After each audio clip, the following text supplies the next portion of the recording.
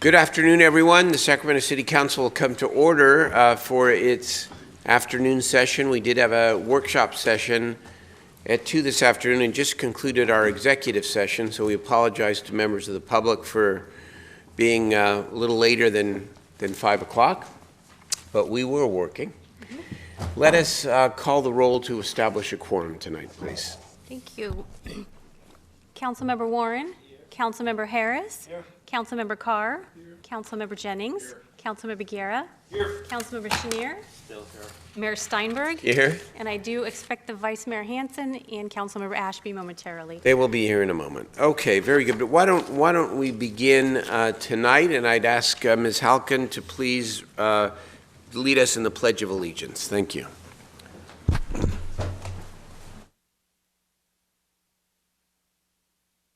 Allegiance to the flag of the United States of America and to the republic for which it stands, one nation under God, indivisible, with liberty and justice for all.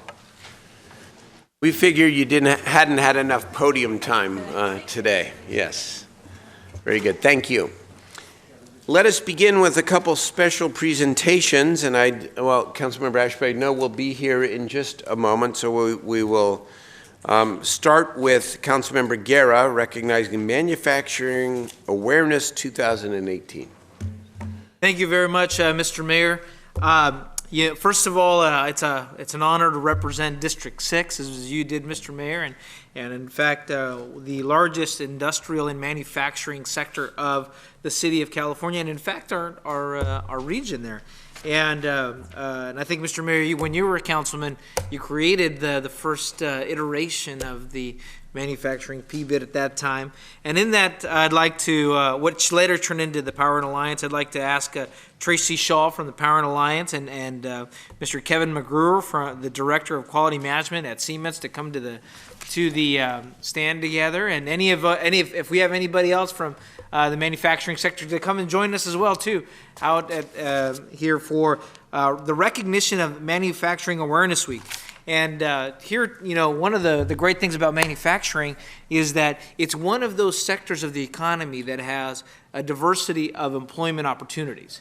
Not just your engineers and the folks who design all these great products, but then all of the financial and business development side, the supply chain, and most importantly, also all the career technical sides of folks who don't need necessarily a 4-year engineering degree, but can get a good paying job well above the minimum wage in manufacturing. And Sacramento has had that history.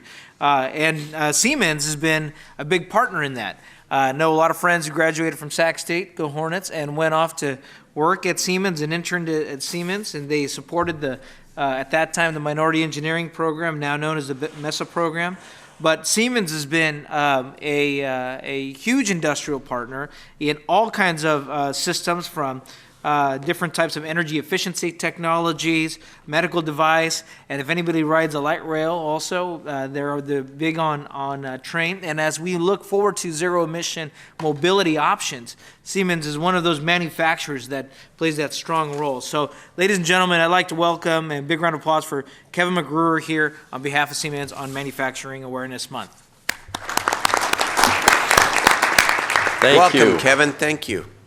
Thank you so much, Council Member Eric.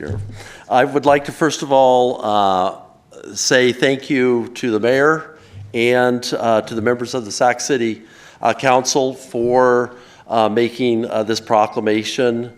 My name is Kevin McGrew. I am the Director of Quality Management at Siemens, and business is booming. We are growing. We have 1,300 employees. That's set to grow this year as we start our new business year. We also are building 130,000 square feet of additional manufacturing space on top of the 600,000 that we already have. So we're real proud of what we do at Siemens, and building trains for a green environment is a big part of that. But what I'm here for today is on behalf of 2,700 manufacturers in the region, which include 1,300 in Sacramento County, to thank you for the proclamation recognizing manufacturing awareness and appreciation in the City Council, in the City of Sacramento. Besides my role at Siemens, and I guess because of my role at Siemens, we have worked together with other manufacturers in the Sacramento region to form a new organization, Sacramento Valley Manufacturing Initiative. It was founded in April of this year by manufacturers for manufacturers. Our focus is development of a regional workforce to meet the complex needs of 21st century manufacturing. We're organized and have fiscal support from Valley Vision and other organizations within Sacramento, including Power In Alliance, SETA, GSEC, etc. Siemens can't do it alone. Sacramento Valley Manufacturing Initiative can't do it alone. We are working to build alliances of manufacturers, educators, and industry partners. We're busy solving our customer problems every day, which doesn't give us a whole lot of time to figure out how to work best together. So let's work together the time that we do have to make it positive. I'd like to turn the microphone over to Tracy from Power In Alliance. All right. Thank you, Welcome, Kevin. Tracy. Thank you, Mayor Steinberg, and thank you, members of City Council. I just want to say that for those of us who were in Brooklyn last week, we had an opportunity to talk manufacturing over and over again. And if you can do manufacturing in Brooklyn, you can most certainly make manufacturing a priority here in the Sacramento region. So that is what we are really striving to do, is figure out how do we keep those high value, high impact jobs here. So thank you for recognizing it. So Kevin also invited one of his suppliers who just is here to support, showing how, you know, when you have a manufacturer of Siemens magnitude, the multiplier effect is tremendous. So thank you for the opportunity. We appreciate it. That's right. Scott Fair from Hose and Fitting is here. One of the really cool stories is we design our trains twice. First of all, virtually, using modeling programs, and then actually when we get the parts in. Some of those designs go straight to West Sacramento and Hose and Fitting, where CAD/CAM software takes our model and bends the pipes automatically. They're brought to our facility, and when our employees turn around for a pipe, it's right there. And Mr. Mayor, this is why I think it's so important. And as you have, we had our joint meeting with the College Promise, the Sacramento College Promise. I'll go ahead and read just one portion here of our resolution here. Whereas over the next decade, nearly 3.5 million manufacturing jobs will likely be needed, and 2 million are expected to go unfilled due to the skills gap. Now, therefore, be it resolved that the mayor and council of the city of Sacramento do hereby recognize October 2018 as Manufacturing Awareness and Appreciation Month in the city of Sacramento, California. Big round of applause for our manufacturing industrial partners here employing people in Sacramento. Well, Thank you. thank you so much, Councilman Guerra, for bringing, for bringing this forward here tonight. You know, it allows me to just reflect for just a second on where this all started in the Power In area and how much the business corridor has grown, both in stature and its volume, and also in terms of its leadership. And very, very appreciative. We want to see more Siemens. We want to see more manufacturing here in Sacramento, and you're showing us how to lead the way. So thank you. And if there's anything that we got out of our visit to Germany with the air quality team, is that there might be more opportunity on its way in manufacturing. Good. Right. Thank you. Thank you. Yeah. Photo here real quick, and then absolutely.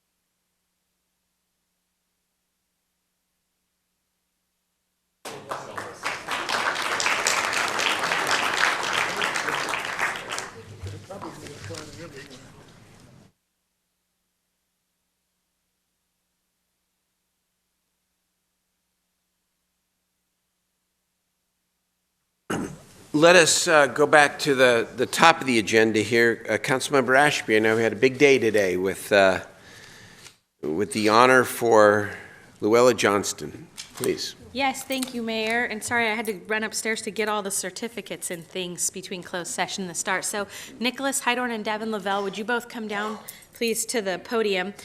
My colleagues will remember this some time ago, about a year ago. Nicholas and Devin and Katie Maple came to me. They run a blog called Sacramentality, where they do really interesting blog posts, a lot of times about history or things happening in the city, current or historically relevant topics. And Nicholas, who many of you probably know because he is the lead for California Common Cause, a good governance agency that's helped the city of Sacramento a lot of times, which is how I met him, working on ethics and good governance packages, is also a historian and a researcher and was doing a lot of work in the Sacramento History Reading Room, in the famous Sacramento room over at our historic library. And he was doing reading on charters, like the city charter, and he came across information about this woman named Luella Johnston, who none of us had ever heard of. And it turns out she had been elected to the Sacramento City Council in 1912. Well, this caught his attention because 1912 is before the United States allowed women to vote. So he's thinking, what? How did that happen? And LA has long claimed the first woman ever elected to the city council, but it was like 20 years after that. So he kept digging and digging. And of course, we knew that California adopted the right for women to vote substantially before the rest of the country did, because California, always, right, the leader in these progressive movements, as we are still today. And so what his research led him to was this incredible woman who coordinated and organized all of these women's groups, the Tuesday Club and others that were all just women, to help get women's suffrage across the finish line in California. And it worked. But she didn't stop there. The very next year, she ran for office, saying, not only do we want to vote, but we want to be on the council. And she won in 1912. It's a pretty incredible story. So they brought me this blog that they had researched together and put together and written, and I thought it was fantastic, but I felt it needed to be a book because it's just too important of a story. And just in case you think, I didn't know that, neither did her great-grandson, who was here today for the other half of this. The family didn't know. She just didn't really. This is not a story that got passed on, not even through her own family. So thank goodness for Nicholas doing his research. We honored her last year in March with this book and a tea, and we've given some speeches. Nicholas and I have done some speeches. All have been very well attended. But ultimately, you all, this council, voted to name the historic city council chambers in her honor, since she was the first woman, and that is where she served. And so today at lunch, we had the final event for Luella, which was naming that room after her. So now when you all go over to the historic chambers and you walk in, you will see a large placard above the door there that reads Luella Johnston Hearing Room, California's first city councilwoman. So proudly, Sacramento was on the front end of this. And we wanted to make sure that you all knew that that happened and that the historic chambers are now named after Luella, so her story will no longer be hidden somewhere in volumes that have to be sought through by folks like Nicholas, and instead for everyone to see. So that being said, Nicholas and or Devin, a couple of minutes about that. Well, you know, it's really fitting that the decision to honor Luella Johnston actually occurred this week. Last week was actually the anniversary of when women got the right to vote in California. And as the council member mentioned, it's just such an amazing story that a woman helped to organize the fight for suffrage here in Sacramento County, a county that only 10 years prior had voted against giving women the right to vote. And so she was part of the campaign to organize women to win for them through the votes of men, because the women couldn't vote, the right to vote. And then she turns around and runs. And as Councilmember Ashby mentioned, not only was she significant for Sacramento, first woman elected to the Sacramento City Council, she was the first woman elected to any city council in California. And in fact, what we later found through this research, the first woman elected to any major city council in the United States. It's just so beautiful to see this story come forward so often when we talk about history, the accomplishments and achievements of women get overlooked. And so I think it's a fitting thing to recognize this. But also it just strikes me that how often does it happen that someone whose contributions occurred more than 100 years ago gets recognized? I think it's a fitting and beautiful correction to a historical oversight. I'm so thankful to the council for having elevated this, for Councilmember Ashby for really having led the charge. Also thankful to my blog mates, Devin Lavelle and Katie Maple, who couldn't be here today. So with that, it was a wonderful ceremony, and I'm so pleased to hopefully be able to make the first meeting in the newly named hearing room.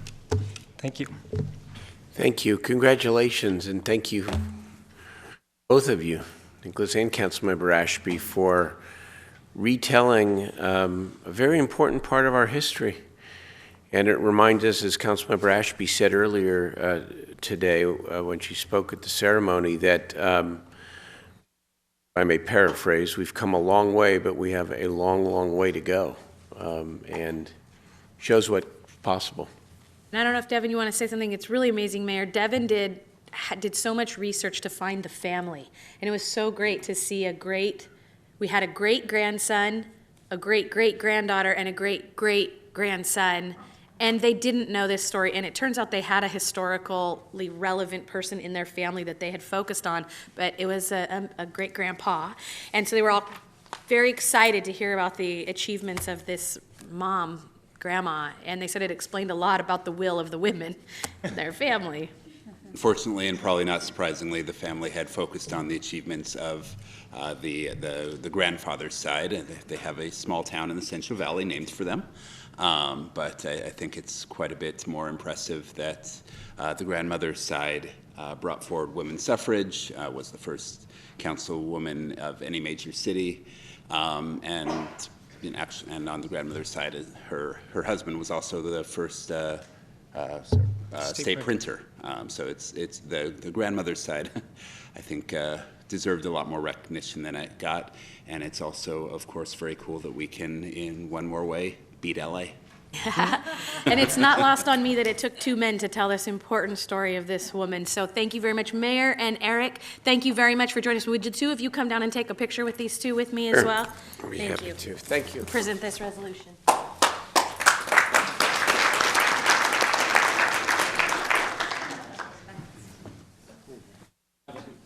Congratulations. Thank you for the work. Proud of your commissioner.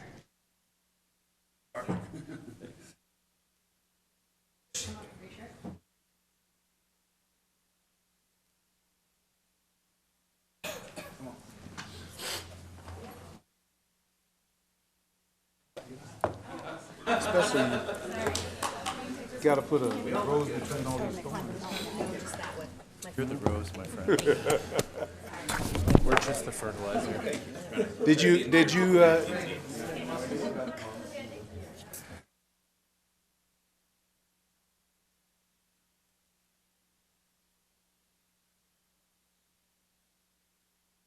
All right, you guys.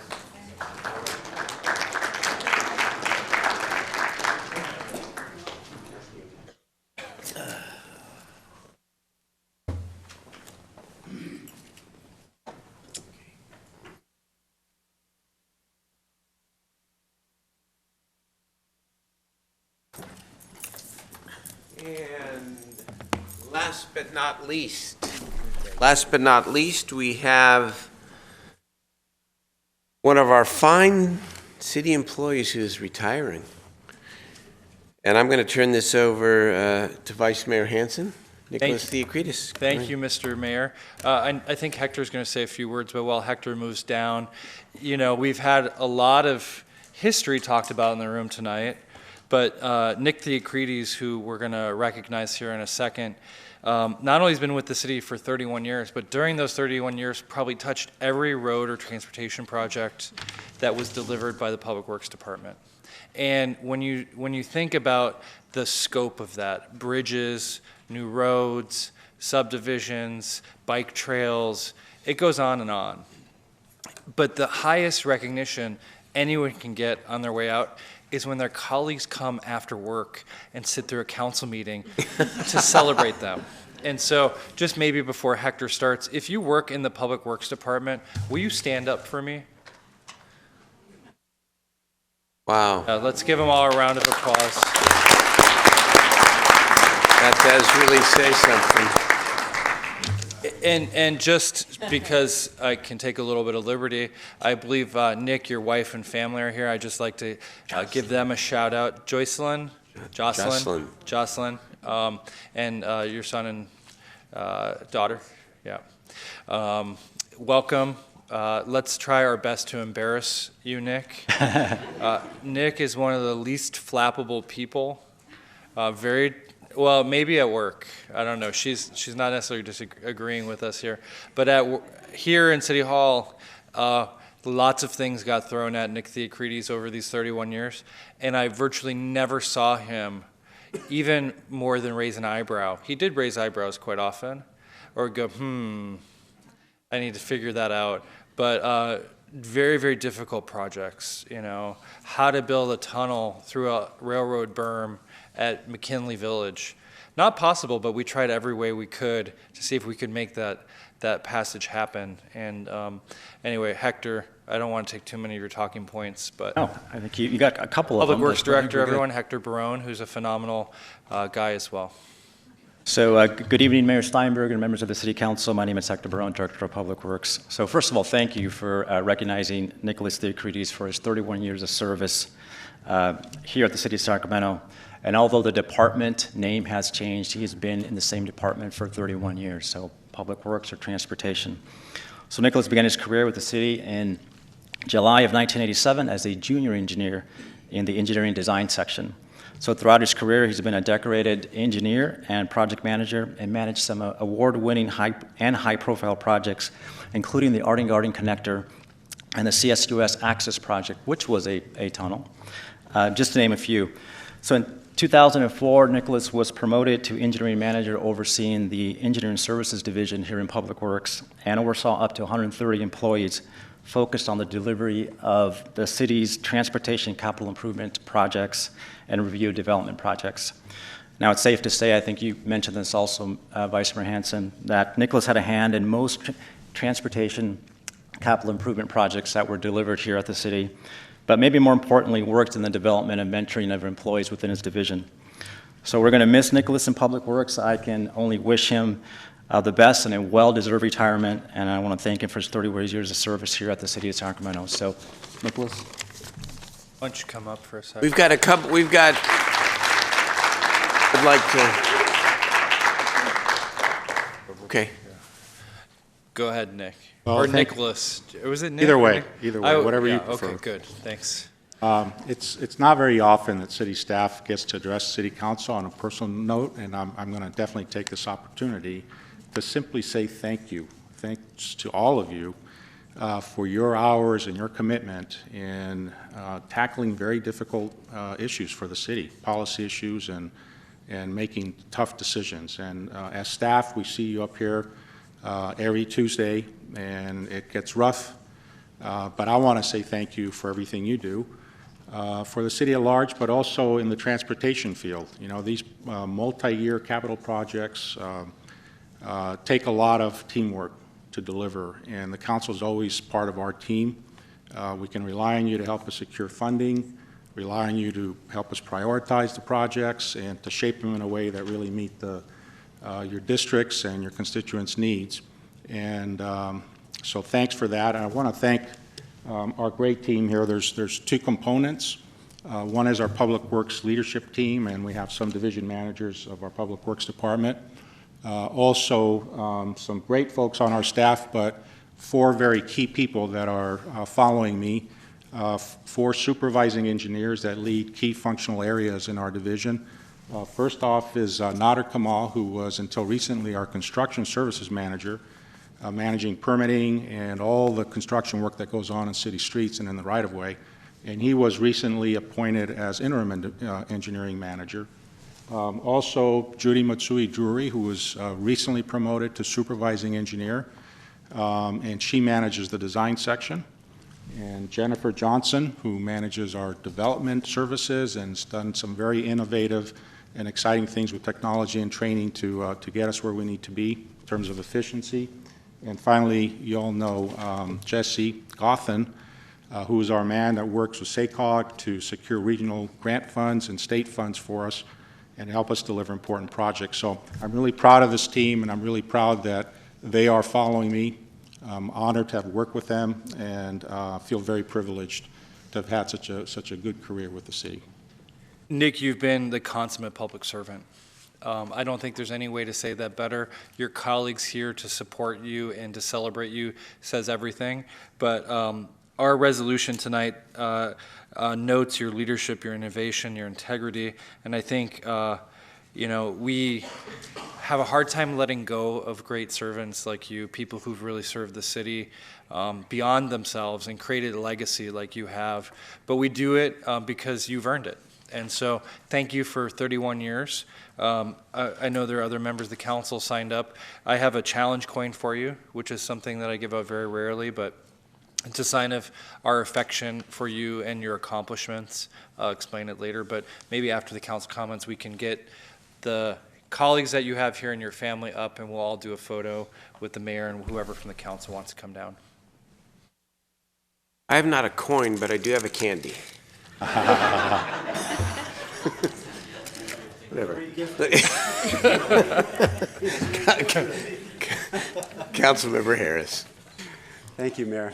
Nick, I think it's fair to say that I too would sit through a city council meeting to honor you. You are such a joy to work with, and you've helped me with numerous projects. I thank you for all the times you've guided me through, decisions and issues with roads and trails and all kinds of projects. You have also created a great team. I think Public Works is going to be left in great shape because of your guidance and your influence over all these years. You're a great employee, Nick, and I'm going to miss you a lot. I wish you all the best in retirement. I'm sure you're going to have a load of fun. I hope to hear about some of that, too. Thank you. Let's ask Councilmember Guerra.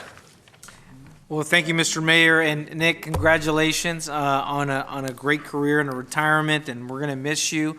I think if there's anything that my office staff and I included always said is that when you came into the room, you were solutions oriented. Particularly even the mayor and I were at a neighborhood meeting in College Greens, and the delivery of the Ramona extension was something that even the neighbors thought it was never going to happen. But being able to cross underneath the freeway, the light rail, fighting UP, 3 different property owners, and linking to a university. I mean, I think you took on an insurmountable task, and the fact that we're already getting ready to get that roadway going is just one example of how much you've created a great team that's helped you move things forward, and most importantly for our city. And today being Manufacturing Day, none of that area would even be viable for more without the work and the energy you've put in there, particularly for our district. So with that, congratulations, and great to see another engineer serving our city. Thank you. Before I turn it to Councilmember Kerr, I just want to echo that because 31 years, those projects started when I started as well, and it's wow. We're going to present you with a certificate soon, Mayor. Yeah. God, maybe I should retire. I don't know. But Nick got to be there for some days. But I just want to add my personal congratulations and thank you to Nick for just a stellar career, and hope you get to play a lot of golf. That's my plan. Too. Thank you, Mayor. Absolutely. Larry Carr. Thank you, Mayor. Long time.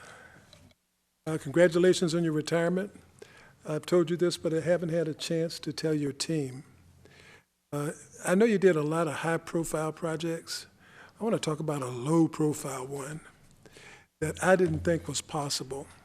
I alerted you that I had kids from Meadowview walking in the street to get to school because there was no sidewalk. And they had to walk a half a mile one way to get to a light, and then half a mile back from the next light.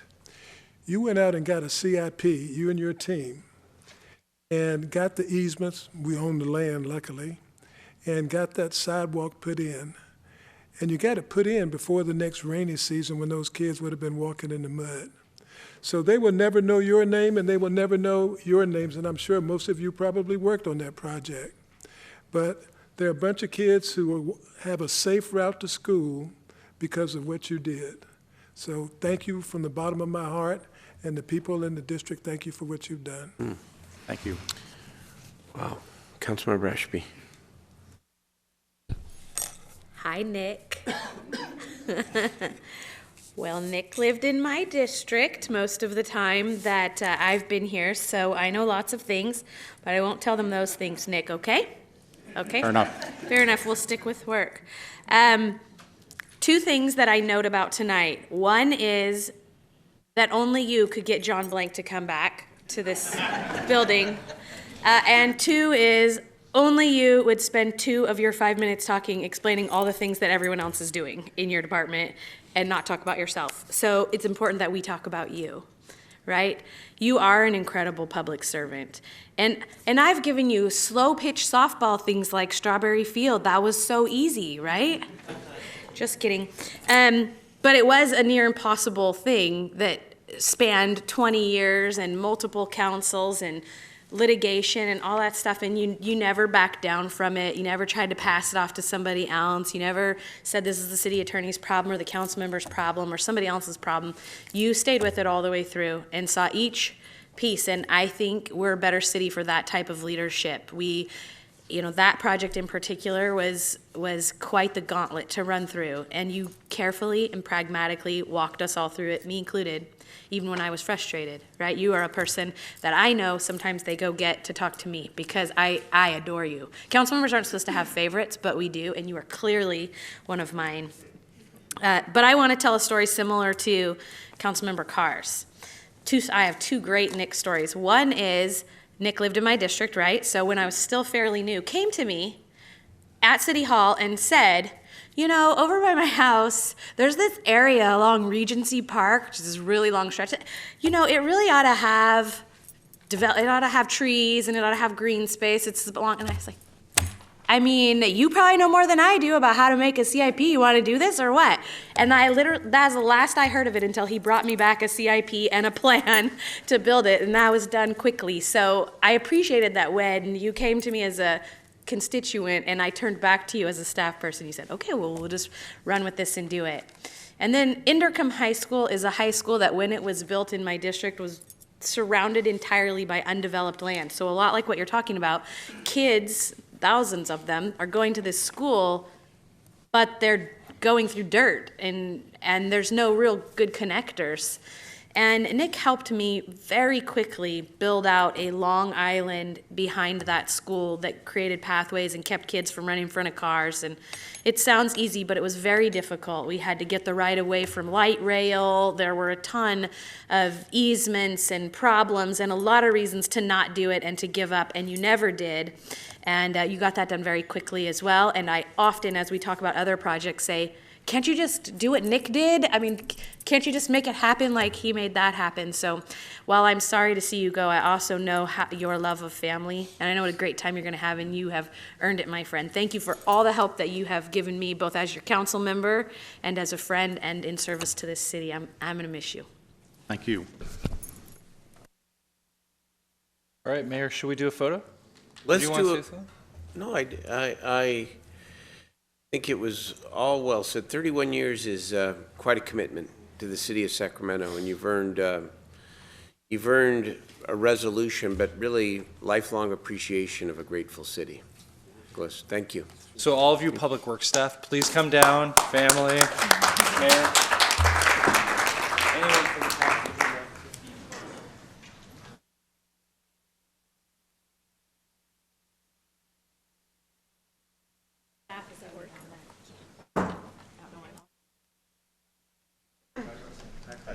Then you'll be buried in the people. I think we should stand here. Bring it on in. Bring it on. Sure. See if we go down there. It's chaos. Yeah, we'd just be swallowed up. Yeah. And you call John. John, come up here and pretend like you still work with us. Hustle up. Let's go. Got a pool to build. Okay.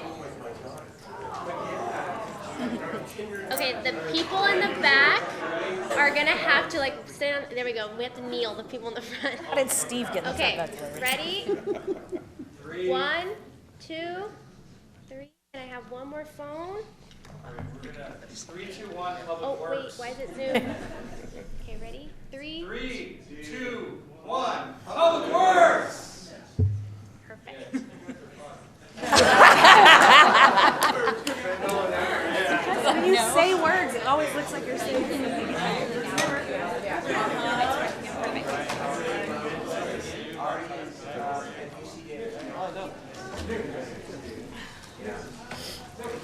I think you got ditched, Lainey.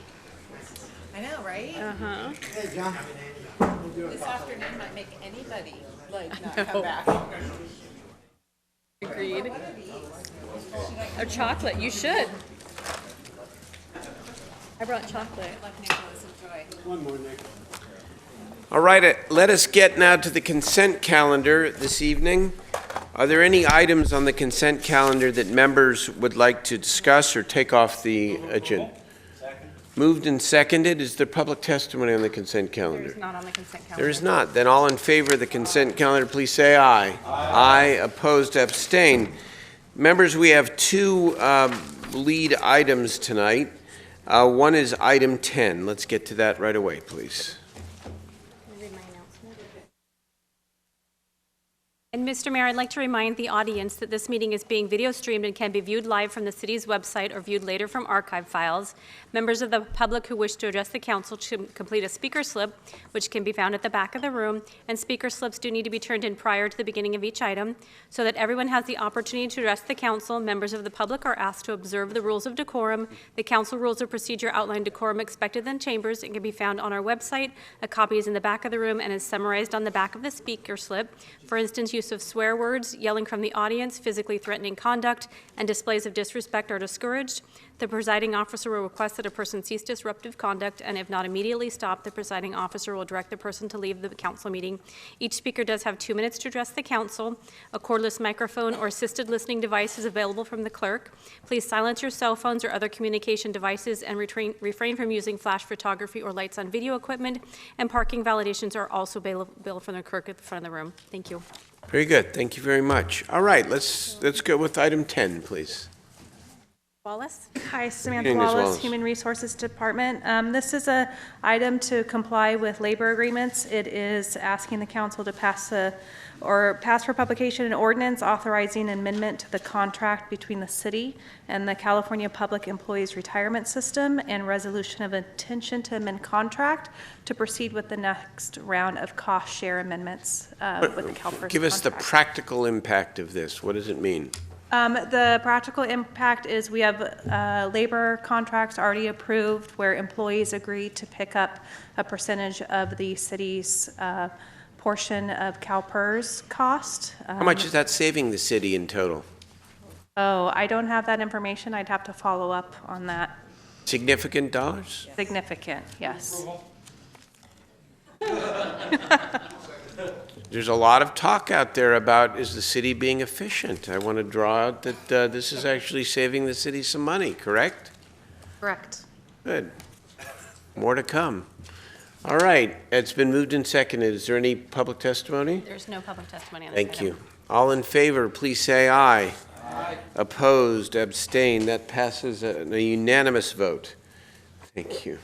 Item 11, this is the initial approvals to apply for the Homeless Emergency Aid Program. Ms. Halkin, welcome.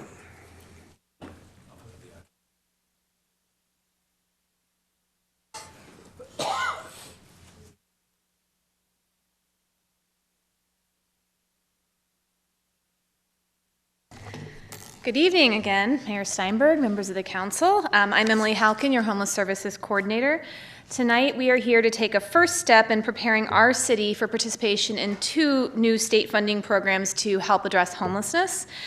Tonight, throughout my presentation, you're going to hear a theme about the collaborative nature of these programs. So I want to first recognize my partners here tonight who have helped over the past couple of months formulate our plan and helped drive this development of this program under what has been a really, really tight time frame. So with me tonight in the audience and available for questions are Cindy Kavanaugh, Director of Homeless Initiatives with Sacramento County. Welcome. And Ann Moore, Interim CEO or Interim Executive Director of Sacramento Steps Forward. Welcome, welcome. So, as you know, in June, the governor signed Senate Bill 850, which, among other things, established 2 new block grant programs aimed to bring resources directly to communities to help address the crisis of homelessness. While these 2 programs, affectionately called KESH and HEAP, but the unacronized version is up there, are overseen by 2 different state agencies and have some other administrative differences, they are in general really trying to address the same issue.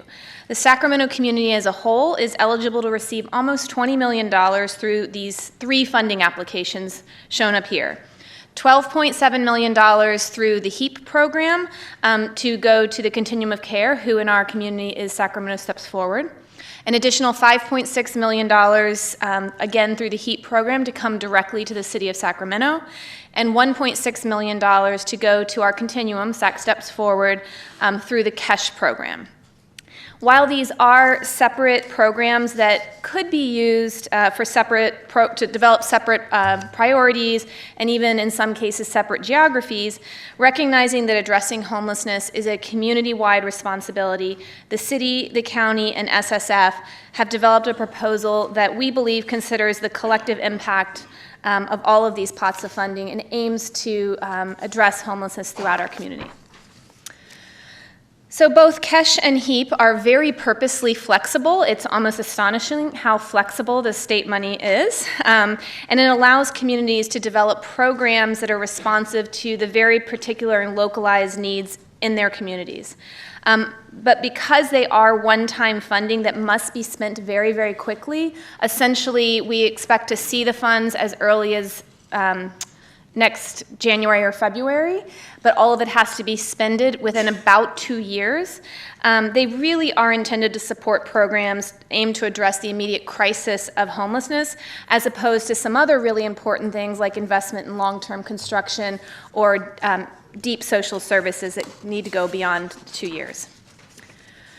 So as I said at the front of this presentation, development of our proposal has been very, very collaborative, not only amongst the city, the county, and SSF, but we've also engaged stakeholders at a series of public meetings and through individual meetings.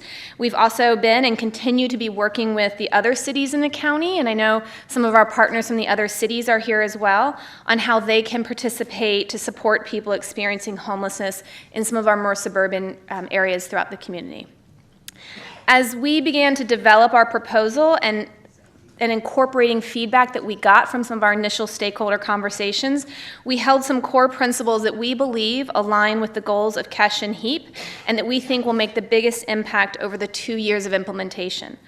First, we want to address the immediate needs in our community, but we want to use these funds and this opportunity to drive broader system change. Second, because we have to stand these programs up very, very quickly, and we frankly got very little administrative funding from the state to do that, we aimed at using existing administrative infrastructure when available. And then finally, because the program is a one-time grant, it was really important that the activities that we chose could ramp up quickly and similarly ramp down quickly if the funds go away or we're not able to secure permanent funding. So during our conversations with our local partners, we heard very clearly that our community needs capacity in both shelters and rehousing. And this nicely fits after our afternoon conversation, I believe. We know that shelter alone is not an answer to homelessness, but that shelter is needed to help to create the safety and stability and to support people as they move out of homelessness. Similarly, we know that rehousing activities, while they are the solution to homelessness, often can't happen outside the confines or outside of the support of a shelter program. So given this, we're proposing to take the almost $20 million and enhance both of these parts of our system. As you can see from this diagram, about 47% of the funds we propose will go to various sheltering activities, and about $8.6 million, or about 43%, to rehousing. The remaining 10% is split between admin and system development. This is just another display of the program components, just to give you a flavor of the types of activities that fit under each of these categories. While these appear in this diagram to be mutually exclusive, the reality is that each of these is very dependent on the others, and each part is needed for the others to work. The system improvements on the far end, while somewhat a small monetary component of the program, I can't stress how vitally important they are to ensure that all of the work that we invest in shelters and all of the work that we invest in rehousing drives broader system change and can live on beyond the time frame of this program. The system work that we are contemplating here will allow us to fully build out our community's coordinated entry system, which we just spoke about this afternoon, and is critically important to break down barriers to entry in shelters and other housing programs. We also claim, as we talked about earlier too, to create some community-wide standards in terms of navigation and case management programs to bring some consistency and support those existing programs in our community. And we want to reestablish a funders collaborative, which really is the joint efforts of the city, the county, the other cities, SHRA, all of those entities invested in addressing this community crisis. So a visual for those of you who are like me, our modeling for Kesh and HEAP on the shelter side estimates the addition of about 250 new shelter beds at any point in time, plus support for existing shelter beds over the course of the program. Just as important as the changes that we're hoping to lead, just as important as the changes that we are hoping to lead, which mirrors a discussion that we had earlier this afternoon. So in a visual, the idea here is that people in need will have one door, coordinated entry, to knock on instead of knocking on 20 different shelter doors.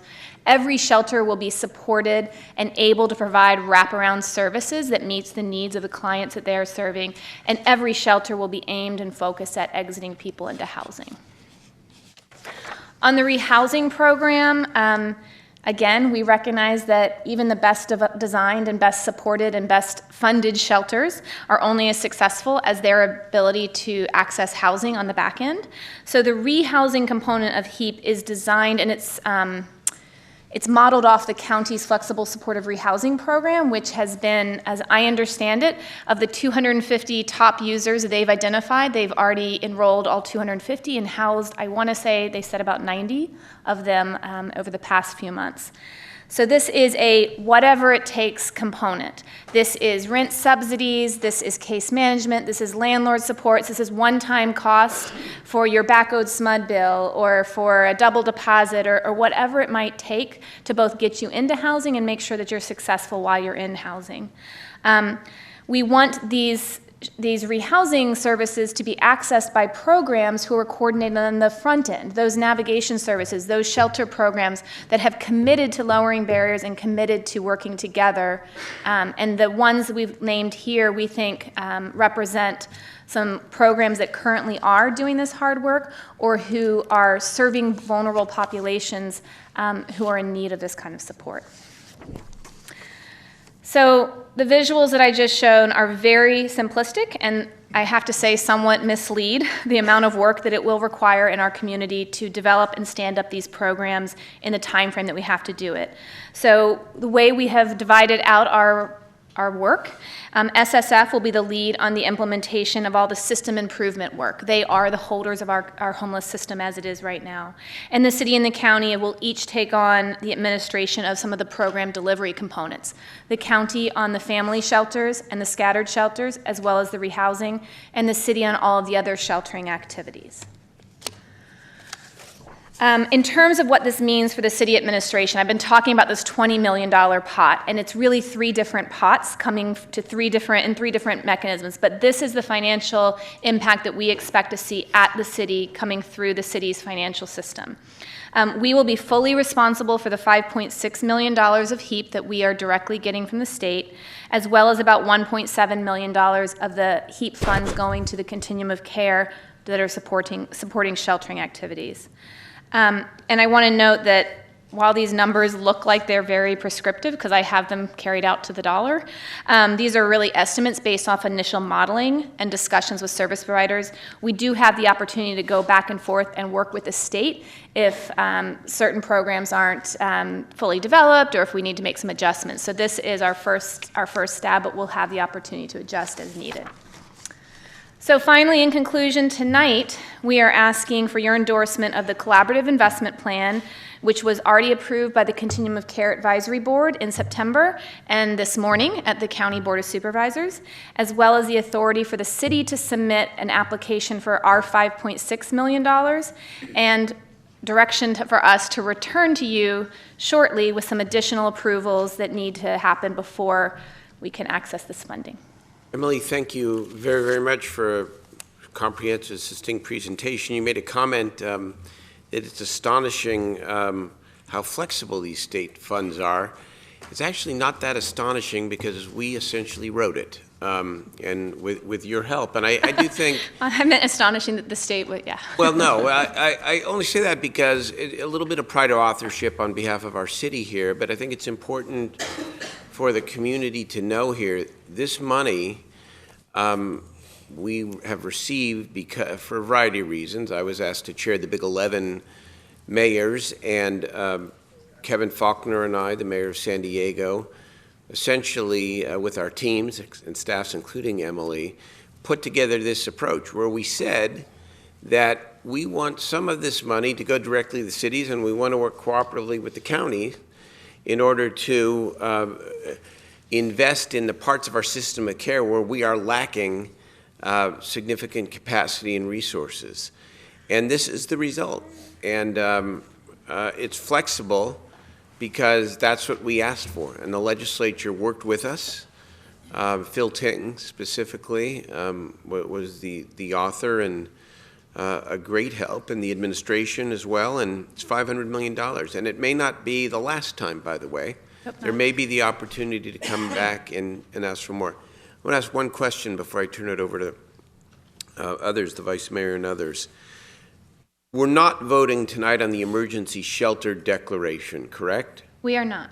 Okay, I'm asking, and consulted with colleagues on this, that this come back to be agendized on the 30th of October, which is 2 weeks from tonight, so that we can complete our work here on this entire application by the 30th of October.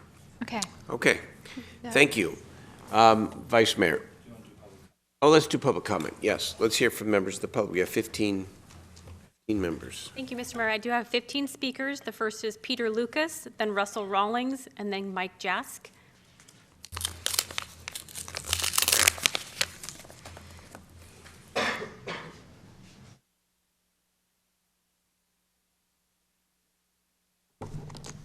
Hello, Mayor Steinberg and the rest of City Council. Hope you're all doing well. I just want to say, my name's Peter Lucas. I just want to say that I fully support a city-county collaboration to help expand and improve the current shelter situation. I do not represent, but I do volunteer at Mustard Seed School, which is a program with Loaves and Fishes, helping kids ages 3 to 14 experiencing homelessness. And over the summer, I had a unique opportunity to work with, give or take, 8 kids a day from the VOA shelter. And it was a brilliant experience. Those kids, it was an absolute privilege. Those kids and their parents are some of the most wonderful, loving, and kind people that I've ever met, experiencing some real unfortunate circumstances. And I just want you all to take into account now while working on these issues and every day as well, to be intentional in remembering that these are not just numbers, but they're people as well. They have hopes and dreams and fears and anxieties, and they deserve to be treated as such. And just to keep that in mind as you're going through this process. When I've spoken with some of the parents and some of the older kids as well, they've described their state currently at the shelter and prior as extreme. They've expressed a lot of concern about the current state of the shelter system, a lack of privacy within the shelters, and virtually no help with transition. So I also hope that you take those into account while taking care of this. Thank you for your heart and your good work. Yeah, thank you. Appreciate it. Our next speaker is Russell Rawlings, then Mike Jask, then Bob Erlenbush.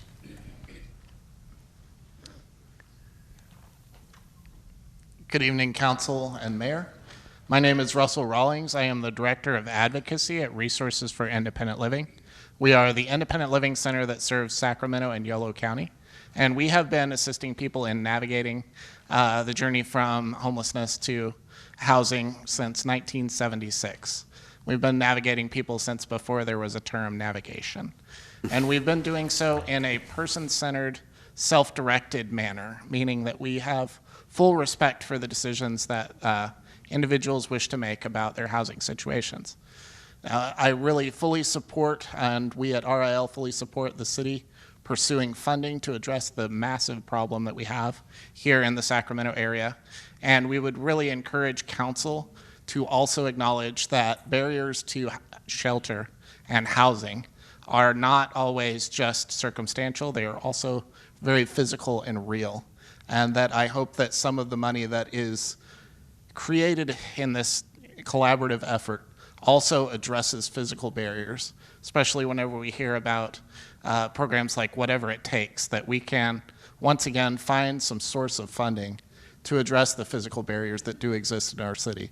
The county did once have a retrofit program that was really effective in assisting people on an individual basis for accessibility needs, and I would encourage council to continue to look at options and funding of that nature. Additionally, we provide our services and cultural competency if anyone needs to reach out to us for serving the population. Thank you. Thank you, Russell. Thank you so much, as always. Next speaker is Mike Jask, then Bob Erlenbush, then Jen Rogar. Good evening, Mayor Steinberg, council members. My name is Mike Jaski, representing Sacramento area congregations together, a member of St. Mark's UMC and a resident in Mr. Guerra's District 6. As a faith-based organization, SAC's advocacy stems from the twin themes of compassion for our fellow men and a desire for social justice in our society, and these are common among the world's faith traditions. I may not be as strident and forceful as some speakers today, but I think our organization shares the passion for solving this problem. We appreciate the mayor's efforts, as he just described, to organize the other large city mayors this past spring to request state funding and to alleviate the immediate needs of homeless people. And as we understand this legislation, it is really intended to get money on the street and do something right now. Fast. And not wait 5 years to build things. So $550-some million to selected cities and COCs in the form of the two programs that Ms. Halcon outlined. And the city, of course, is, as she said, asking for $5.6 million directly, and there is also expected to be a transfer of another $1.7 million or so from Steps Forward.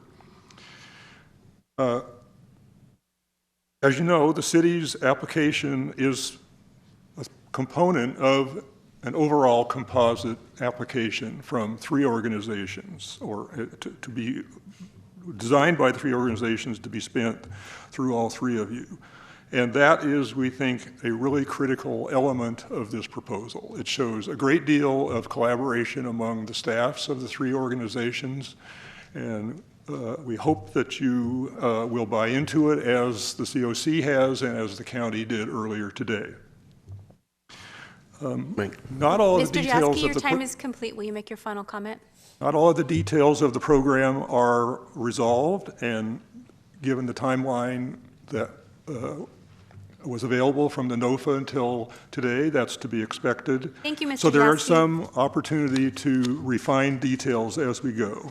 And finally, Thank you, Mr. as Jaski. Your you time is complete. consider the shelter crisis declaration 2 weeks from today. We will. Thank you, Mike. I don't think there's any reason for you not to proceed to do that. The evidence is all around us that we have that You can be problem. confident. We do have a 2-minute limit, and I'm sorry, it's just Thank get to you. your I'm finished. Our points. next Thank speaker you. is Bob Erlenbush, Jen Rogar, then Rachel Iscow.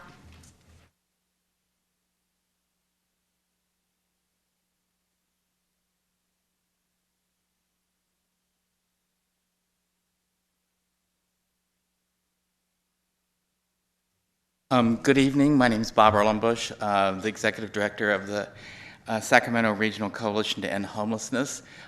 Fully supportive of the recommendations. And Emily, you left before I got to thank you and the other staff. So I want to thank the 3 partners, and especially Emily, since I wasn't able to do that at the board this morning.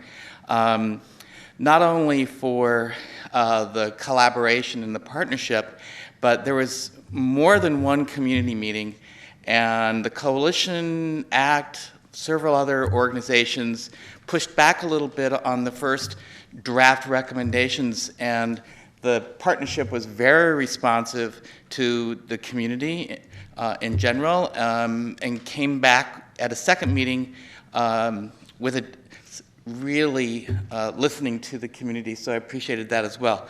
I do have a proposal before you, maybe not necessarily funded from this funding, to direct staff to do a feasibility study, but it's around safe parking. And a number of communities are starting to move to having safe parking zones for people living in their cars and RVs. As you can see, Eugene, Oregon has done this for 21 years, and the most recent is Los Angeles. And the beauty of the program, for the most part, is that it's a safe place for people to park, bathrooms and other amenities, but also a unique way to provide case management rather than what exists now. And Councilmember Hanson, I'm calling on you in particular because I just looked, it's your district. If you drive down 3rd, right at X, right before you get to Broadway, underneath that heavy overpass, just RV after RV after RV, lots of cars. Thank you, Mr. Erlenbush. Your time is complete. Will you make your final I comment? don't think it would take 2 seconds. I don't think it would take much of a feasibility study to find safe parking zones in the city and the county to provide those amenities. Thank you. Next speaker is Jen Rogar, then Rachel Iscow, then David Andre. Jay had a comment. I just want to say something, Bob. I spent a day with Dreams for Change down in San Diego. I think it's a really, it's an excellent program, and I think we should take a look at it. So I'd like the city manager, Emily, we had this discussion about it. I think about at least 25% of their folks get into permanent housing through the parking lot, and it's all case management. So it is around the same types of issues and kind of operational details that we work with on the triage center. So if we can take a look at it and come back, it'd be great. Thank you. Thank you. Ms. Rogar? Hello, I'm Jen Rogar, and thank you so much for all your hard work. And I hope they come through.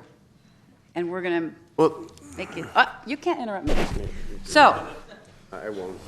And thank you for writing me back on safe injection sites. Thank you very much. You can stay. And thank you. You did not write me back, but you need a rehab component to this. We have a lot of drug addicts. We have a lot of people on heroin and methamphetamines. The governor vetoed the safe injection site bill, so I've gone to harm reduction services. They're willing to be that person when we get a new governor, but I didn't really hear because it's going to be hard to house people. So we need rehabs. We've got to have money for rehabs, okay?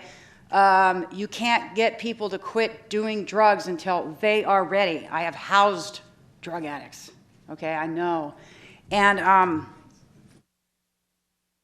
what was with Ahern and B Street? What happened with that? You know, I took off work. I heard there was going to be, caterpillars, bulldozing, and the benches were removed. And I don't get that. I don't know what that was, a bunch of hype and, But this is the first time I've heard that all this is happening. And we come up here week after week after week and, and we're begging, we're on our knees and nothing's ever said. So this is exciting, this collaboration. I obviously support it.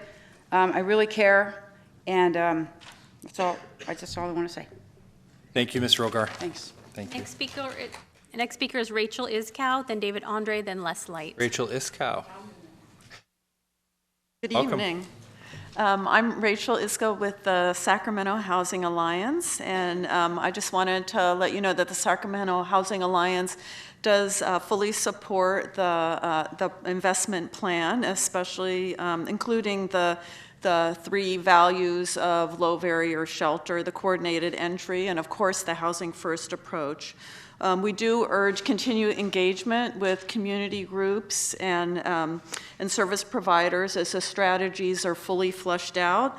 And I also wanted to just remind you, the Sacramento Housing Alliance is the regional coordinator for the Proposition 1 and 2 campaign.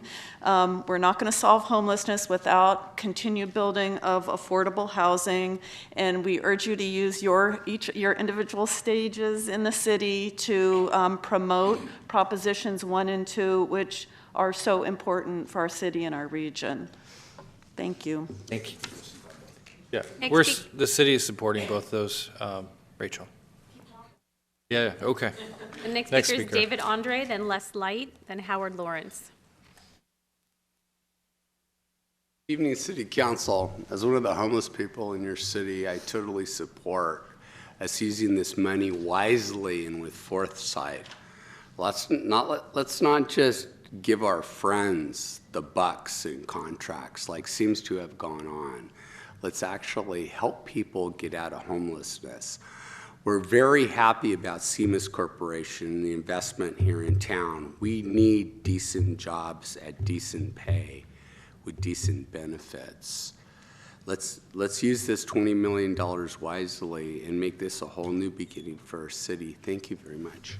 Thank you, Mr. Andre. Next speaker. Next speaker is Les Light, then Howard Lawrence, then Courtney Poole. Mr. Light. I don't see him. Going once, going twice. Howard Lawrence. Howard. Then Courtney Poole, then Daniel Payne. Good evening. My name is Howard Lawrence, and I'm also a representative of Sacramento Act, and I would like to join my colleague, Mike Jaski, in commending Mayor Steinberg for his leadership and getting this funding, helping make this funding possible. And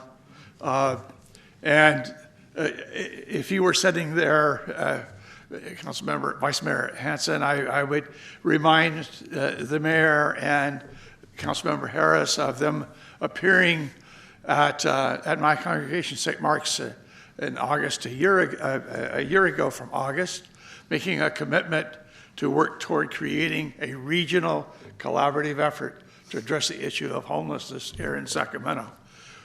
We consider your commitment met by this action. This lays the foundation for an effective regional collaborative approach to address the issue of homelessness, and we're very pleased with that. Yesterday at the Housing Alliance, made the same comments. Came back just in time to hear your praise.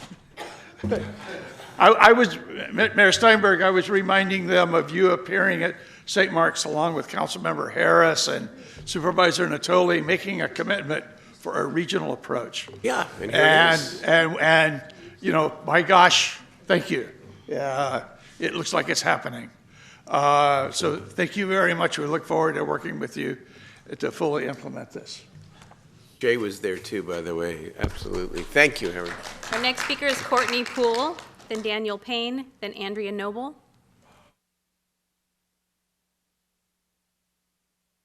Good evening. My name is Courtney Poole. I am a member of District 4, but I also work for Mutual Housing California as a community organizer and social worker.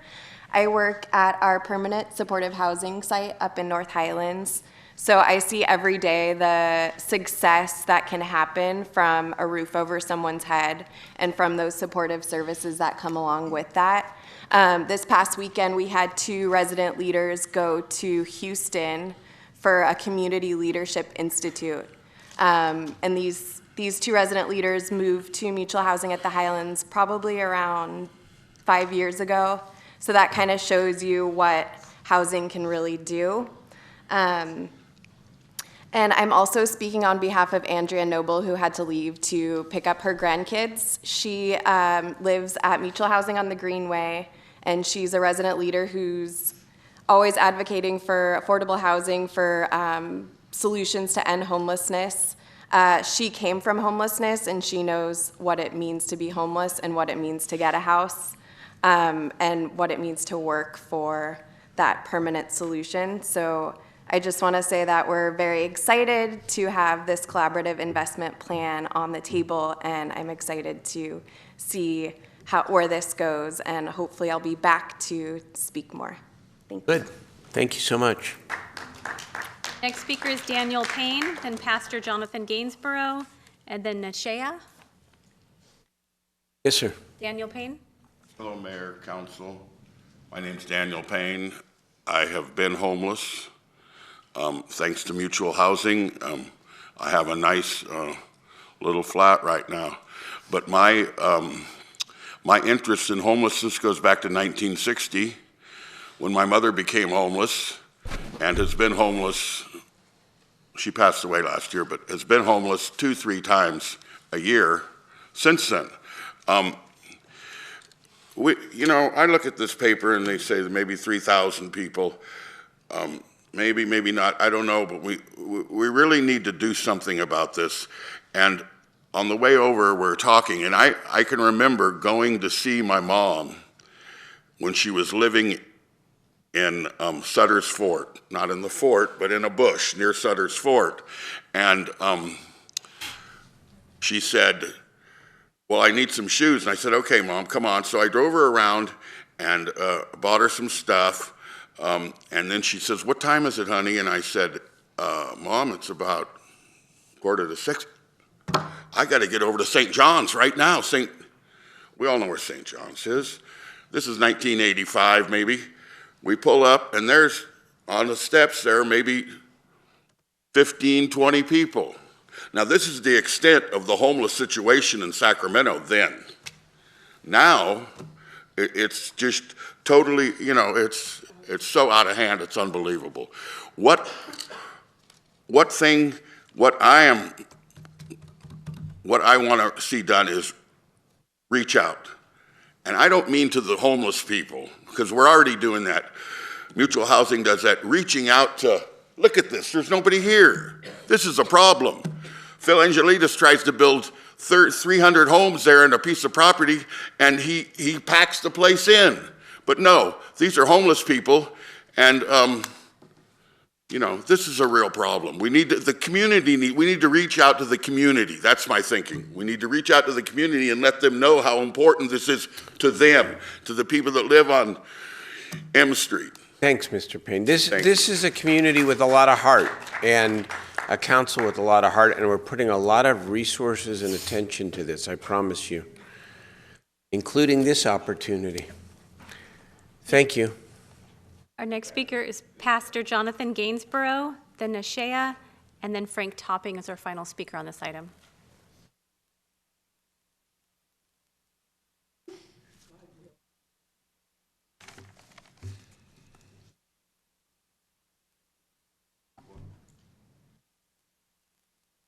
Pastor? Good to see you. I'm tired. Not tired about fighting alongside, not at you, but with you, for those who have no voice. Some of them have no mind. I have an article here by John Stossel, and he writes about, the article is titled Seriously Mentally Ill. He says, they live on the street, often foraging through dumpsters. Some threaten us occasionally. They assault people. Thousands of mentally ill people cycle in and out of a hospital emergency rooms. They strain our medical system. They scare the public. Sometimes they scare all of us, and they sometimes harm themselves. John Hinckley shot President Reagan because he knew, not just thought, but he knew when he shot the president that that was the best way to get a date with Jodie Foster. Mental illness is not a volitional reality in the minds of those that are afflicted with it. They say 1 out of 4 Americans, to one degree or another. I have an article here about a lady who was on the streets she was on the streets 30 years. Her name was Catherine Wall. This was an article in the Sacramento Bee. To your honor, all 9 of you councilmen and you, Mayor, opening the triage shelter. She said she owes her life to the homeless navigators, the triage center. Without the winter shelter program, she said, I was going to die on the streets. It may cost seemingly $400,000 per month, but you are changing the whole ecosystem of the city. And for those who are the advocates of the triage center, create something better, but until then, let's create more of them. God bless you. Thank you. Thank you, Pastor. Our next speaker is Nashaya, and then Frank Topping is our final speaker on this item.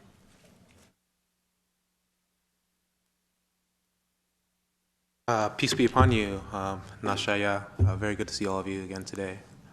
Regarding this particular topic, I would just hope that some of the money would be spent on creating an organization outside of the police force that helps bring these people into housing, since that is the city's goal. I find it an extremely large barrier for a lot of the people who are on the street to get services when the people they mostly encountered that are offering these services are wearing a badge. And not that these people, well, I'll just give you my example. When I was approached at the eviction at Ahern this past week, and I spoke with the officers, in regards to why they were the ones offering homeless services. Considering that we know most of the homeless have been criminalized one way or another, these are the people that that the homeless population is least likely to open up to. So I would hope that the council would look into whether it's retraining the officers or creating new positions with this money to have a team that's specifically directed to street outreach for homelessness. Thank you. Thank you very much. Frank Topping. Hi, Frank. This to display, please, and zoom in a little if you can. That's Coyote Village and a little bit of the construction. I'm Frank Topping, and good evening, Mayor and City Council. I'm sorry I didn't have my tablet. I only left the apartment here at 10 minutes after 5. I really appreciate the steps you're taking towards moving towards the approval of the application for the state grants, and I hope that you will approve the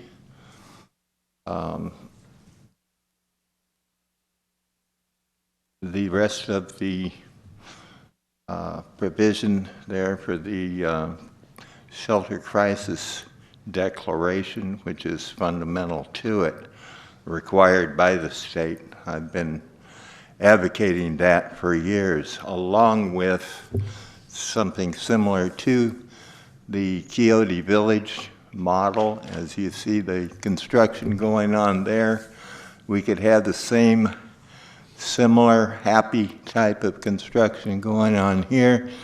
The news reports today about the county's program mentioned that they were looking into scattered sites, and the Coyote Village type of sites would be extremely modular. If it didn't work right in one area, you could move the whole site and expand it if need be, or collapse it a little bit, move it if you wanted to. At any rate, I appreciate your efforts on this and hope we move forward. Thank you.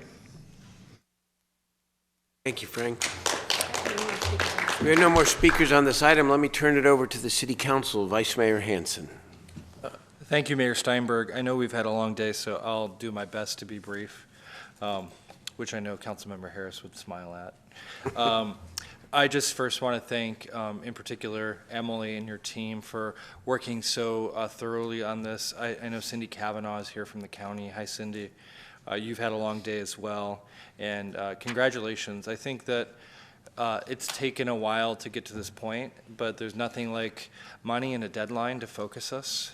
But I think this is a good process, and I think it wasn't glazed over or glossed over, but this was really the work of a bunch of community meetings, working with the continuum of care, different stakeholders, and in that it reflects that expertise. I think it's really a great step in the right direction, and I'm extremely supportive of where we're going. I say that, though, with also the idea that when we come back in a couple weeks, we're going to have a conversation about how we balance out and continue to ensure that we are attending to the concerns of various citizens as we provide more services and get people off the streets into housing and provide the wraparound care. I also just wanted to touch on Russell's comment for a second, because I met with him and their new executive director, April, about accessibility for people with disabilities at these shelters. And I know we're trying to do so much, but to the extent that our contracts with various service providers ensure not just the bare minimum of accessibility, but some kind of higher level that at least a portion of those beds can be for people who have severe disability, so that they have a place, because we see so many people in wheelchairs who are homeless. And I know that there's a lot of different things going on, but it's really important that when we lower those barriers to access to shelters, that they truly are no barrier, physical or otherwise. The last thing I would say is I think the Downtown Streets team has been phenomenally successful helping around the existing railroad site. I'm very happy to see them in this program, and I think that's another opportunity to sort of show that people who may be experiencing homelessness shouldn't be given up on, and when they don't give up on themselves, we can work with them to also help build their self-esteem and build their work skills, and that program is really inspiring. I've been spending time with them, and to know that people who are unsheltered are willing to go to such lengths to prove to everyone else that they're still worthy and that they can give back and they can work, I think is something that we should all be inspired by. The last thing is I know that Councilmember Schneer mentioned the safe parking sites. I don't really know how to manage that. I think that there's something, though, to how we bring people in who may be living in vehicles for a variety of reasons and provide them services. I don't really know what the right answer is to that, though, but I know we'll keep talking about it. And then, Bob, you didn't bring it up. Where'd you go? He left. Well, then I won't say, but we've been working together on the Lava May thing, and I think we've got some progress, but continuing to provide showers, bathrooms, potentially through a portable option without using public money. So thank you, Emily. And I'll move the item. The other thing, if I could mention, because I also appreciate Mr. Rawlings' comments, the other thing I heard about that, in addition to ensuring that the shelters are accessible, is that we take into account some training, and I really appreciate the opportunity. One of the things we wanted to do is have common training standards and practices for navigation and shelter staff. So I'll definitely take you up on that opportunity to engage RIL in some of those trainings. That's great. Awesome. Thank you, Emily. Great. Thank you to Emily. As always, thank you to Cindy as well. Appreciate it, and more. I and your team, all your teams. You know, city and county have had some rough moments maybe over the last couple of years, but this is not just a new day. This is the way we go forward together, and this money and the collaboration is really evident, and I think we've turned a corner together, and I'm appreciative of that. Just want to reiterate one thing, because I think it's part of the education here. Assertive outreach, whole person care and case management, triage we talked about today and could be funded in part by the city's $5 million. Permanent housing, The $12 million through the COC may not build more housing, but it will allow us to provide real vouchers to get people into housing, flexible housing supports. Mental health and substance abuse, we're working with the county, now data sharing and a whole host of other things on that. And so there's hope here. Hope. We just have to keep going and keep building the capacity. Let's call the question. All in favor of the motion, please say aye. Aye. Opposed, abstain. That passes. We'll be back on the 30th of October to finish the application. Okay? Thank you very much. Okay, are there council ideas and questions before we get to public testimony on items not on the agenda? Councilman Harris. Thank you, Mayor. A few announcements here. There will be a public art design presentation of Fire Station 15 with the artist Michael Stutz tomorrow night at the NCA meeting. That's Wednesday, 10/17 at 6:30 p.m. at South Natomas Community Center. River Park Neighborhood Association meets this Thursday, 10/18, 7:30 p.m. at Fremont Presbyterian Church. I will be giving the State of District 3 address at the next ESAC Improvement Association meeting Wednesday, 10/24 at 7 p.m. at the Clooney Center. And lastly, the Two Rivers Trail Community Meeting will be held on Saturday, 10/27, 10 until noon at Caleb Greenwood Elementary School Multipurpose Room, 5457 Carlson Drive. Very good. Thank you. Councilman Chenier. Thank you, Mayor. Hold on one second. I'm sorry. A number of events. Colonial Heights Pancake Breakfast. You going this Saturday? Yes. Mr. Guerra and I will be flipping pancakes October 20th. That's at the Colonial Heights Library. What time? 9 to 11:30. 9 to 11:30. Fifth annual Walk for Literacy is also this weekend, and that's at McClatchy Parks. Starts at 9 a.m. this Saturday. We have a Disc Golf Appreciation Day Sunday at Reichmuth Park from 9 to 12. South Oak Park Community Association meeting Thursday, October 18th, 6 p.m. at Fruit Ridge Community Collaborative. And then there's a Dia de los Muertos celebration in Oak Park. It's been a wonderful celebration the last couple of years, and that's Friday, November 2nd from 5 to 9:30 p.m. That's in Oak Park at Broadway and 36. I also want to congratulate La Familia on their 45th anniversary, and the mayor and I had a chance to visit there. And then also wanted to say that SACOG is trying something different. We've developed a Youth Leadership Academy at SACOG, and we'll have 2 young people from each of the 28 jurisdictions there forming a collaborative to really participate in giving us recommendations on our future, which is really their future. Wonder who came up with that idea. Yeah, I wonder who. There are applications on SACOG's website, and those are due October 29th at 5 p.m.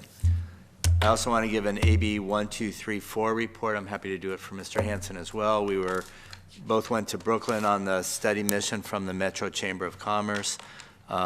Brooklyn's doing some pretty interesting things around parks, around innovation sites. I think we brought back a few things that we can learn here, and it was overall a good trip. Good. Welcome back. Glad you're back. Councilman Jennings. Thank you, Mayor.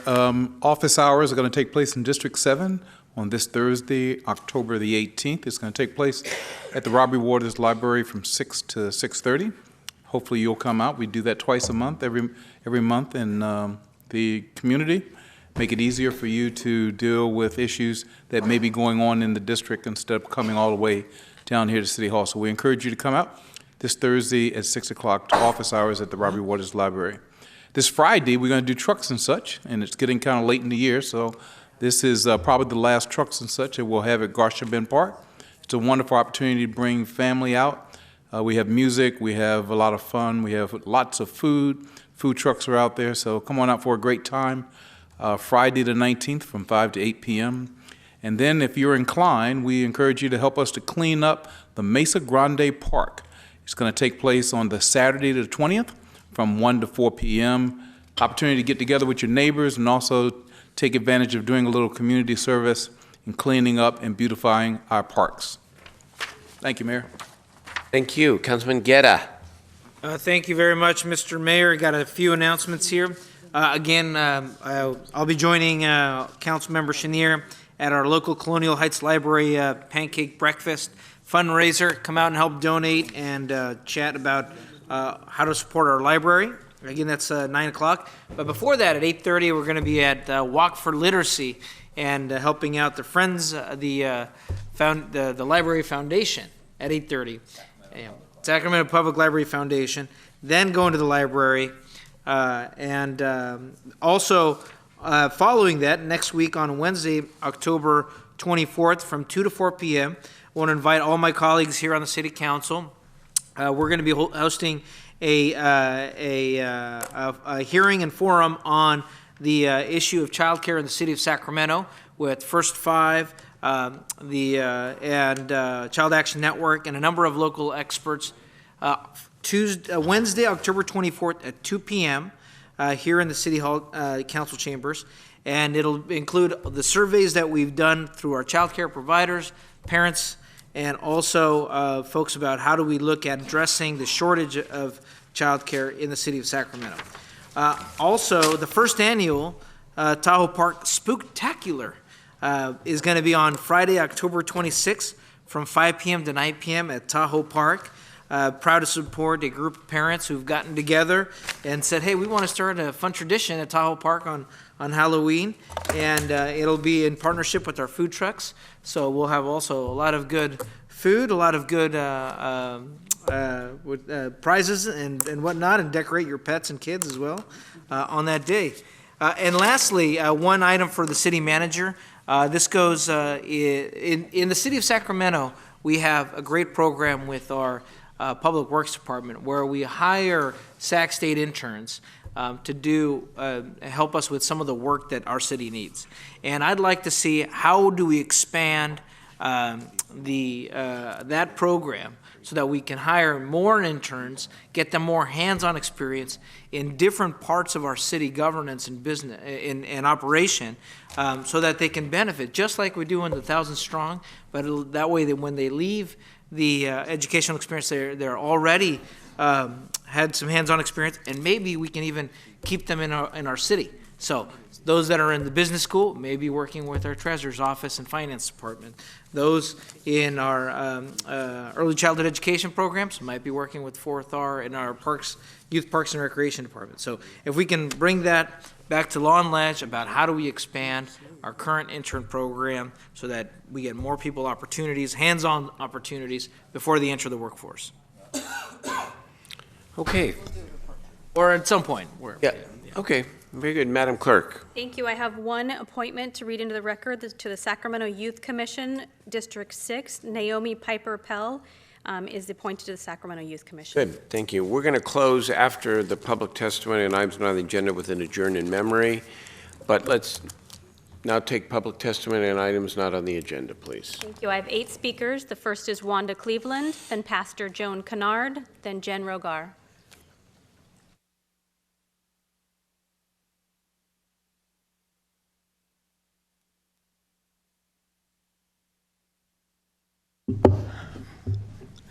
As I spoke to the county this morning, it's going to take both the city and the county to come together, work for a common ending of this homelessness.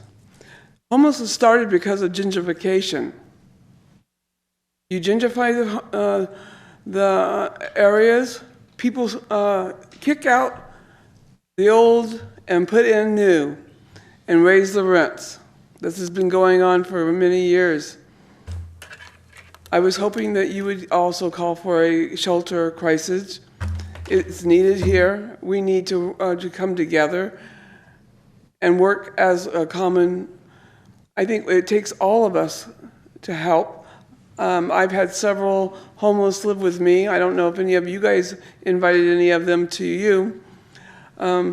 With some help this afternoon, I just hopefully the county will put the family I brought in this evening. They have one infant and a 3-year-old, and they're living in their cars. All because Section 8 went and did a inspection and the owner of the property refused to fix the problems. There goes homelessness. These two innocent parents that were raising their children are out on the street due to the fact is the housing isn't being kept up to par.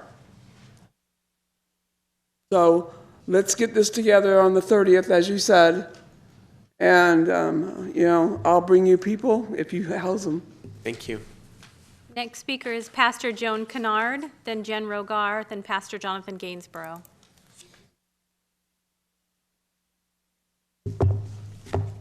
Good evening, Mayor, council members, and audience. Please, please, please, please, please put 12 cents a gallon for gas back on the ballot. We need the roads fixed. It's messing up our cars. The alignment, tires, engine, the whole car. I'm glad rent control is on the ballot for November. California is a leader state. We need rent control here in California. It starts with us, and the rest of the United States of America will follow. I thank God for rent control. Please, please, please, please, please put 12 cents a gallon of gas back on the ballot. Our roads, highways, roads, period, needs to be fixed. Please, please, please, please, please, California, don't be stupid. We need our roads fixed. Our cars, we can't mess our cars up. Please, please, please, please, please, everyone, rent control is a must. We need it here in California. Again, I thank God it's on our November ballot. I'm going to vote yes. I did say I was going to vote no, but I didn't understand the situation on Proposition 10. So I said yes, I'm going to vote yes on Proposition 10. Our Earth will be 1 billion years old. I need to leave. I have to leave. I have to be at work in the morning. Thank you very much. Our next speaker is Jen Rogar, then Pastor Jonathan Gainsborough, then David Andre. All right, this is for motivation only. I'm actually very happy to hear all this good news, okay? And I'm going to trust and believe. Okay, I got to sing. Oh, thanks. I'm going to trust and believe you. You're going to do this, okay? No more insults. This is just more for motivation. Where have all the benches gone? Long time passing. You know this song. Where have all the benches gone? Long time ago. Is this better? Where have all the benches gone? Taken from the people, everyone. Here we go. When will they ever learn? When will they learn?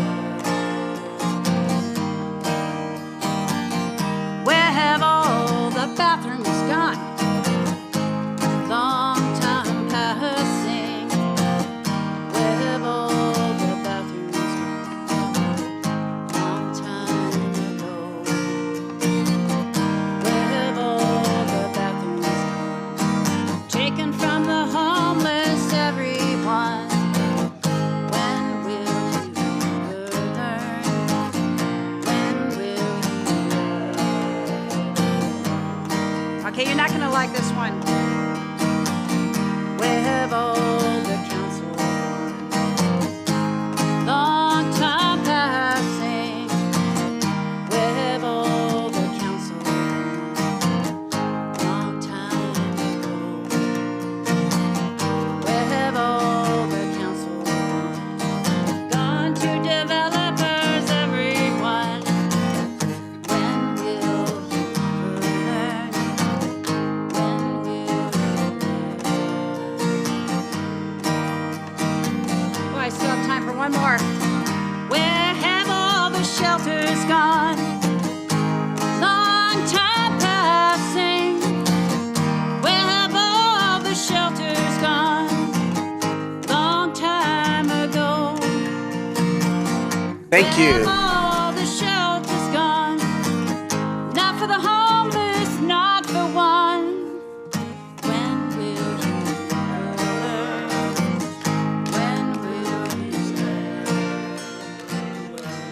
motivation, okay? No. Thank you. Thank you. Okay. Pastor Gainsborough? Is He's Pastor not here. No, Gainsborough he's not here next. David Andre, Nashea, Frank Topping, then Jeffrey Tardigia. Andre, do you have any motivation? Yeah, I would have followed that. Hey, so $20 million. How quick can you guys get some toilets out there by Cesar Chavez Park?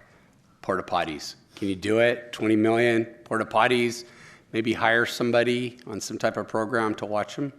Can we do that? Thanks. Thank you. Next speaker is Nashea, then Frank Topping, and our final speaker is Jeffrey Tardigia. Hi.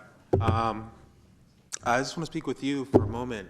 Last week we had an exchange, and your response to me was, I guess, what I should expect from a city council member considering the lifestyle I've chosen. You made it very clear that Sacramento would not be the place where people choose to be homeless. Although I don't typically identify myself as homeless, I see the earth as my home. I wanted to let the mayor know directly, my decision to be homeless was a religious decision. The Bible says the foxes have their holes and the birds have their nests, but the Son of Man has nowhere to lie his head. And so in an effort to be a good Christian, I made the decision to sell all I have, part it to the poor, and pick up the cross and follow after Christ, so that I may have treasures in heaven. And I specifically want to talk here about the camping ordinance and what seems to be a very straightforward and common sense solution to alleviating some of the visibility of the homelessness problem at the very least. I, for the life of me, cannot figure out why the city of Sacramento saw fit to restrict people from using their own private land, if this is supposed to be a community effort, in order to assist the city and the county in finding affordable housing solutions for those who are on the streets. Quite frankly, building new housing and the housing that's available currently is not sustainable. And I'm not a believer that any amount of money that you throw at it, no matter how many millions the government may give you, is ever going to solve the issue of homelessness. So I would just ask that the council look to change the city ordinance against camping on private land, because it is not only restrictive, but it's discriminative to me in regards to my religious choices. Thank you. Thank you. And next speaker is Frank Topping, and then Jeffrey Tardigia is our final speaker. Good evening again, Mayor Steinberg and City Council. Hey, I want to thank everybody for the efforts that you put forward on issues, for instance, the benches coming back, especially. But remind you also that we do need restrooms and water and sanitation issues too. And also the shelter crisis declaration is important. Yep. That's why the state is requiring it. But I think you're on the right track for everything. I sure appreciate everybody's work on it and doing a great job. Thank you. Thank you so much, Frank. October 30th, we'll be back. Go ahead. Mr. Tardigia? Mayor, board, I guess I get the last word in.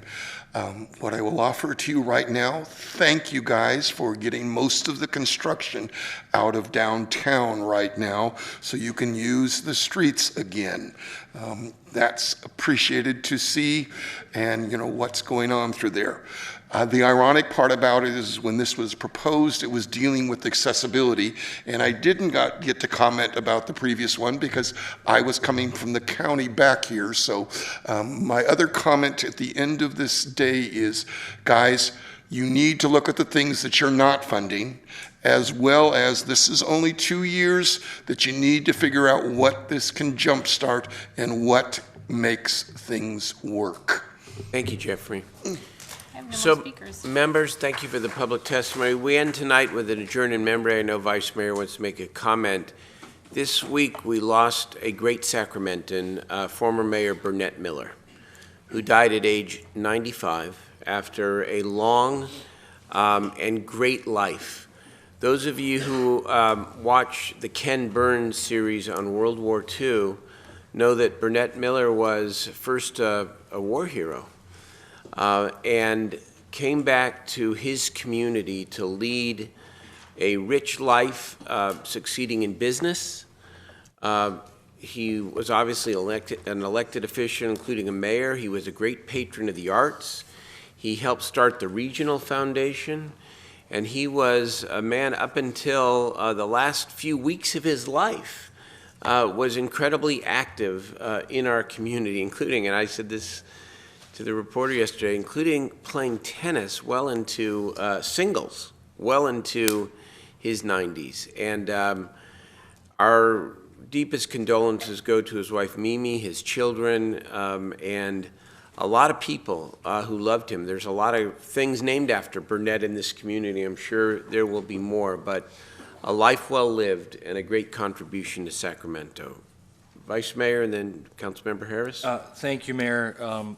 It is a huge loss to the community. Many of us know Burnett and Sons over in Alkali Flat, my neighborhood, Frank's neighborhood, and that is the family business that Burnett came into, but certainly gave us much more than that.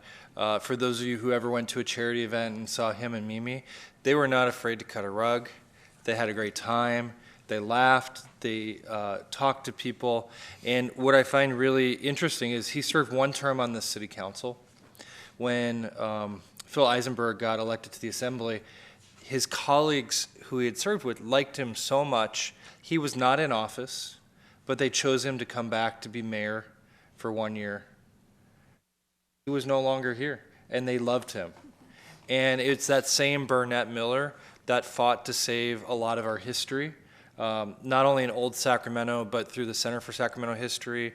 And really, he, along with a few other soldiers of preservation, fought to make sure that we never forgot the people who came before us. And I would love to give my condolences as well to Mimi and his sons, and to everybody who enjoyed Burnett. One of the things that we pulled out of the archive was one of his signs from his campaign, and I'm not sure the camera will catch this, and I apologize, you know, it was a different era, but it's a beautiful picture. It says, our city needs a man or a person like Miller for better city government and a more rewarding future for all our people. And, you know, he certainly gave back a lot. We've got parks, we've got art, we've got history because he cared. So, good. Thank you, Mayor. Thank you very much, Steve. Last word, Councilman Harris. Thank you, Mayor. I had the privilege of knowing Burnett over a period of 30 years. I shopped at his business and bought a lot of millwork lumber from Burnett and Sons, got to know his family, his sons and daughter, Mimi. This man was truly worthy of admiration. He also had a crazy good sense of humor right up to his last day. A remarkable individual, someone I'll miss, and I'll have to say I'm deeply honored to have a park named in his honor in McKinley Village, which was dedicated. The mayor was there. It was quite a wonderful celebration. Burnett Miller Park will survive him, but his memory is going to live on in this city as long as people are breathing. Very good. In memory of Burnett Miller, thank you for a very challenging but productive day. We're adjourned.